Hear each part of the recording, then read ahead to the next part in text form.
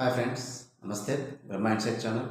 Friends, ఈరోజైతే insurance policy versus mutual funds అంటే SIP, systematic investment plan, ఈ రెండింటిలో ఏది బెటర్ అంటే హై రిటర్న్స్ మనం ఎక్స్పెక్ట్ చేయడానికి ఏదైతే ఇన్వెస్ట్మెంట్కి చాలా బాగుంటుంది అదైతే ఈరోజు క్లియర్గా ఎక్స్ప్లెయిన్ చేస్తాం ఫ్రెండ్స్.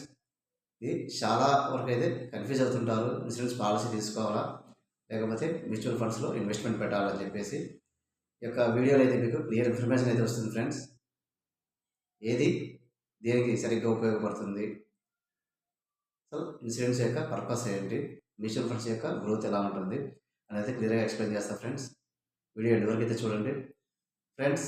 ఇన్సూరెన్స్ పాలసీ చాలామంది అనుకుంటుంటారు ఫ్రెండ్స్, ఇన్సూరెన్స్ పాలసీ తీసుకుంటుంటారు కానీ ఇది ఇన్వెస్ట్మెంట్ అనుకుంటారు ఎక్కువ మంది. కానీ ఇది ఇన్వెస్ట్మెంట్ కాదు ఫ్రెండ్స్, ఇది ఒక ప్రొటెక్షన్.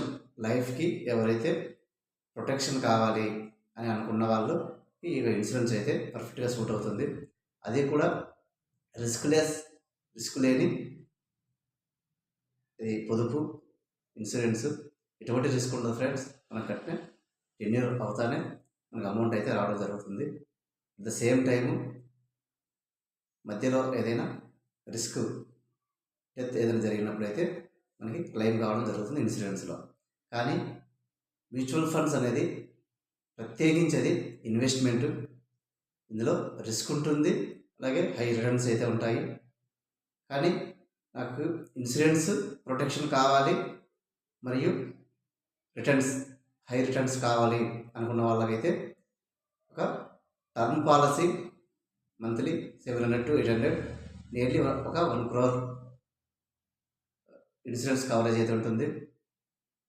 సో ఒక 8,000 9,000 పర్ ఇయర్కి మనం టర్మ్ పాలసీ తీసుకున్నట్లయితే ఒక 1 కోటి రూపాయల ఇన్సూరెన్స్ కవరేజ్ ఉంటుంది.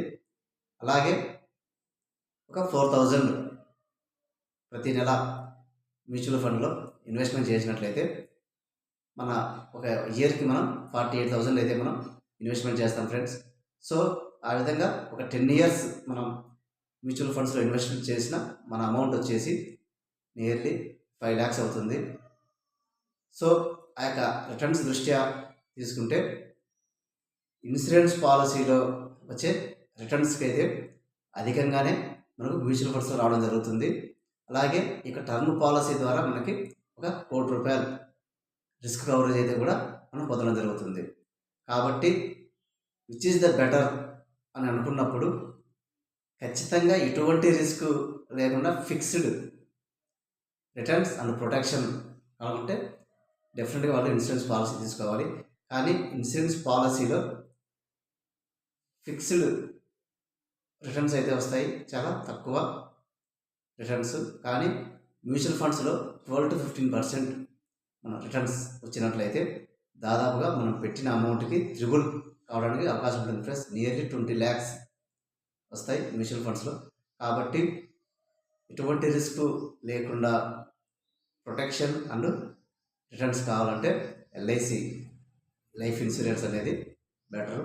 కానీ రిస్క్ కొద్దిగా ఉన్నా కూడా హై రిటర్న్స్ కావాలి, అలాగే ప్రొటెక్షన్ కావాలనుకున్న వాళ్ళకి ఒక టర్మ్ పాలసీ, అలాగే ఒక మ్యూచువల్ ఫండ్స్ ఇన్వెస్ట్మెంట్ చేసినట్లయితే ఖచ్చితంగా హై రిటర్న్స్ ఉంటాయి, రిస్క్ కవరేజ్ ఉంటుంది. ఇది friends insurance and mutual funds యొక్క కంపారిజన్. సో ఈ వీడియో నచ్చితే లైక్ చేయండి, అలాగే చాలా యూస్ఫుల్గా ఉంది అనిపిస్తే షేర్ చేయండి మీ ఫ్రెండ్స్ అండ్ ఫ్యామిలీకి. మరిన్ని అప్డేట్స్ మన ఛానల్లో కావాలనుకుంటే మీరు సబ్స్క్రైబ్ చేసుకోండి friends. Thank you for watching.